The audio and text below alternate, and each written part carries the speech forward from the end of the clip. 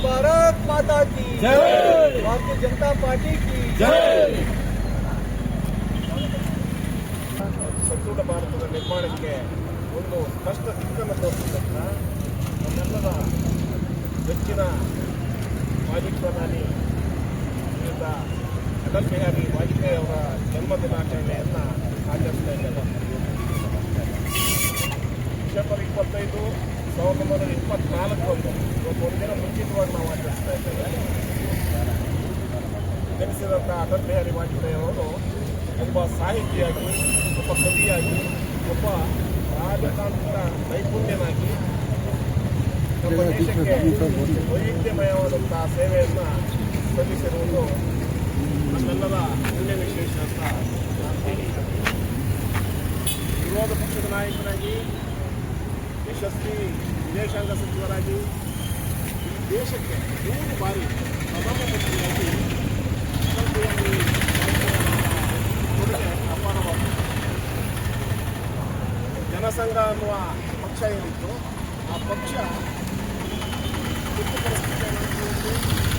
ಪರಿಸ್ಥಿತಿಯಾಗಿ ಅಂತ ಬೇರೆ ಬೇರೆ ಸೈದ್ಧಾಂತಿಕ ಭಿನ್ನಾಭಿಪ್ರಾಯಗಳಿಂದ ಬೇರೆ ಆದಾಗ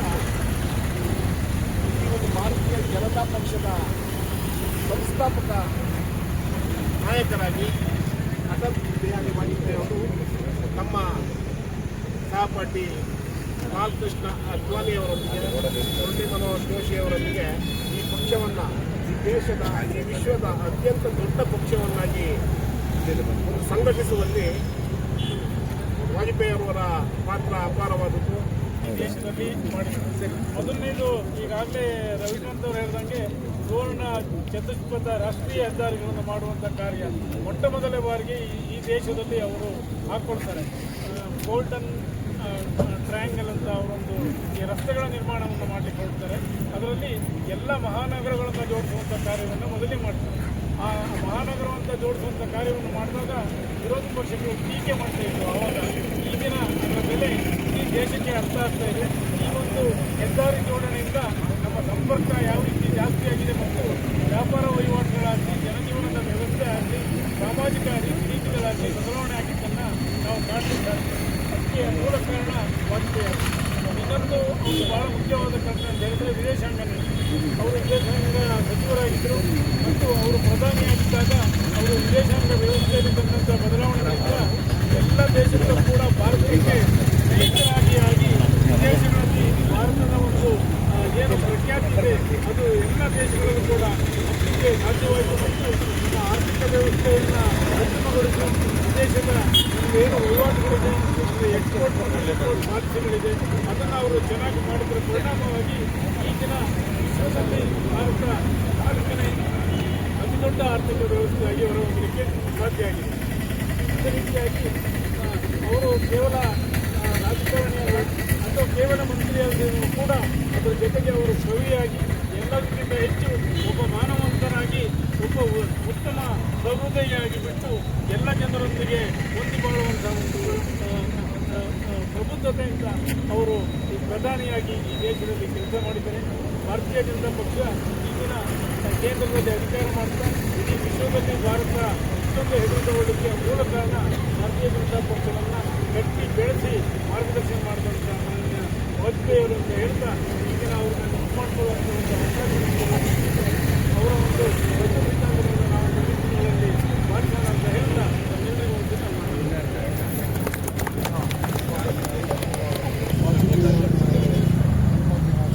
ಇವತ್ತಿನ ದಿನ ನಾವೆಲ್ಲರೂ ತುಂಬ ಸಂತೋಷವಾಗಿ ಇವತ್ತು ಸೇರಿದ್ದೇವೆ. ಅಟಲ್ ಬಿಹಾರಿ ವಾಜಪೇಯಿ ಅವರ 100 ವರ್ಷದ ಜನ್ಮದಿನದ ಪ್ರಯುಕ್ತ ನಾಳೆ ದಿನ ನಾವು ಇಡೀ ದೇಶದಾದ್ಯಂತ ಅಟಲ್ ಬಿಹಾರಿ ಅವರ ಜನ್ಮದಿನಾಚರಣೆಯನ್ನು ಆಚರಣೆ ಮಾಡಲಿದ್ದೇವೆ. ಅದರ ಪ್ರಯುಕ್ತ ಇವತ್ತು ಇಡೀ ರಾಜ್ಯಾದ್ಯಂತ ಎಲ್ಲ ಮಂಡಲಗಳಲ್ಲಿ ಇವತ್ತಿನ ದಿನ ಅಟಲ್ ಬಿಹಾರಿ ವಾಜಪೇಯಿ ಅವರನ್ನ ನೆನೆದು ದೀಪೋತ್ಸವ ಮಾತಾಡ್ತಿರ್ಬೇಕಾದ್ರೆ ಹೇಳಿದರು, ಅಟಲ್ ಬಿಹಾರಿ ವಾಜಪೇಯಿ ಅವರ ಅಜಾತ ಶತ್ರು, ಕವಿಗಳು, ಕವಿ ಹೃದಯ ಎಲ್ಲ ಜೊತೆಗೆ ವಿದೇಶಾಂಗ ನೀತಿ.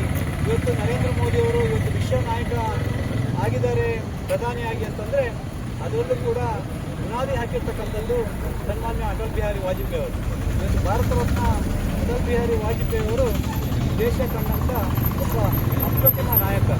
ಯಾಕೆಂದರೆ ಮೊದಲಿಗೆ ಹಳ್ಳಿಗಳಲ್ಲೂ ರಸ್ತೆ ಆಗಬೇಕು ಅಂತೇಳಿ ಹಳ್ಳಿಗಳಿಗೂ ಕೂಡ ಸಂಪರ್ಕ ಆಗಬೇಕಂತೇಳಿ ಎಲ್ಲ ಟವರ್ಗಳನ್ನ ಮಾಡಿ BSNLನ ಮೇಲ್ದರ್ಜೆಗೇರಿಸಿ ಈ ಪ್ರಧಾನಮಂತ್ರಿ ಗ್ರಾಮ ಸಡಕ್ ಅಂತ ಹೇಳಿ ಒಂದು ಕಾನ್ಸೆಪ್ಟ್ ಕೊಟ್ಟು ಇಡೀ ದೇಶದ ಎಲ್ಲ ಹಳ್ಳಿಗಳಿಗೂ ಸಂಪರ್ಕ ಆಗುವಂಥ ರಸ್ತೆಗಳನ್ನ ಮಾಡಿರ್ತಕ್ಕಂಥ ಒಬ್ಬ ನೇತಾರ ಇದ್ದರೆ ಮೊದಲನೇದಾಗಿ ಅದು ಸನ್ಮಾನ್ಯ ಅಟಲ್ ಬಿಹಾರಿ ವಾಜಪೇಯಿ ಅವರು 1924ನೇ ಇಸ್ವಿ ಡಿಸೆಂಬರ್ 24ರಲ್ಲಿ 25ರಂದು ಜನನ ಆದರೆ ಅವರ ಕ್ವಿಟ್ ಇಂಡಿಯಾ ಚಳವಳಿ ಮುಖಾಂತರ ಅವರು ಸಾಮಾಜಿಕ ಕ್ಷೇತ್ರಕ್ಕೆ ಮತ್ತು ರಾಜಕೀಯ ಕ್ಷೇತ್ರಕ್ಕೆ ಬಂದಿದ್ದಾರೆ.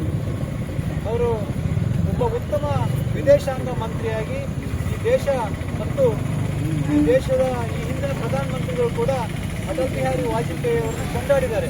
ಯಾಕೆಂದರೆ ವಿದೇಶಾಂಗ ಮಂತ್ರಿಯಾಗಿ ಮತ್ತು ವಿರೋಧ ಪಕ್ಷದ ನಾಯಕರಾಗಿ ಅತ್ಯುತ್ತಮವಾಗಿ ಕಾರ್ಯನಿರ್ವಹಿಸಿದ ಪಾರ್ಲಿಮೆಂಟರಿ ಮೆಂಬರ್ ಅಂತ ಹೇಳಿ ಅವರು ಹೇಳ್ತಾ ಇದ್ರು. ಉತ್ತಮ ಕವಿನೂ ಹೌದು, ಬರೀ ಅವರು ಪ್ರಧಾನಮಂತ್ರಿಗಳಾಗಿ ರಾಜಕೀಯ ನೇತಾರರಂತೆ ಉತ್ತಮ ಕವಿನೂ ಹೌದು.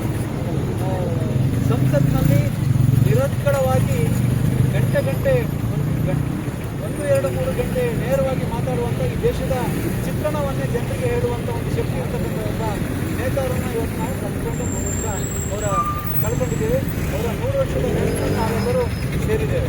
ಆದರೆ ಅಟಲ್ ಬಿಹಾರಿ ವಾಜಪೇಯಿಗೆ ನಮ್ಮ ಭಾರತೀಯ ಜನತಾ ಪಾರ್ಟಿಯ ಸಂಸ್ಥಾಪಕರು ಜನಸಂಘದಲ್ಲಿ ಮೊದಲ ಸದಸ್ಯರಾಗಿದ್ದರೆ 1980ನೇ ಇಸ್ವಿನಲ್ಲಿ ಭಾರತೀಯ ಜನತಾ ಪಾರ್ಟಿಯ ಸ್ಥಾಪನೆ ಆದಾಗ ಮೊದಲ ಅಧ್ಯಕ್ಷರಾಗಿ ಭಾರತೀಯ ಜನತಾ ಪಾರ್ಟಿ ಕಟ್ಟಿದಂಥ ಒಬ್ಬ ಮಹಾನ್ ನಾಯಕ ಅಟಲ್ ಬಿಹಾರಿ ವಾಜಪೇಯಿ ಅವರ ನೆನೆಯುವಂಥ ಕೆಲಸವನ್ನು ನಾವೆಲ್ಲರೂ ಸೇರ್ಕೊಂಡಿದ್ದೇವೆ. ಇನ್ನೊಮ್ಮೆ ಮತ್ತೆ ಅಟಲ್ ಬಿಹಾರಿ ವಾಜಪೇಯಿ ಅಂತವರು 100 ಜನ ಈ ದೇಶಕ್ಕೆ ಮತ್ತೆ ಹುಟ್ಟಿ ಬರಲಿ ಅಂತ ಹೇಳ್ತಾ ಮಾತಾಡಲಿಕ್ಕೆ ಅವಕಾಶ ಮಾಡಿಕೊಂಡು ನನ್ನ ಮಾತು ಜೈ ಭಾರತ್